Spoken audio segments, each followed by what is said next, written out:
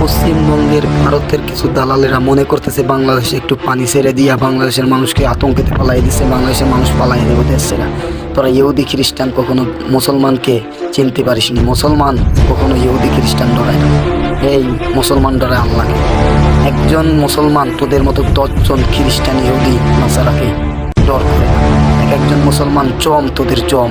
তাই তো তোরা ভয়ে, মুসলমানের ভয়ে বিভিন্ন রকম সিস্টেম করে তোরা এই পানিটা ছাড়ছিস রাত 3:29 তোরা যদি পারতি মোকাবেলা করতে সামনাসামনি, তোরা কিছু না পাইরা দালালের বাচ্চারা গভীর রাত্রে ছাড়ছিস।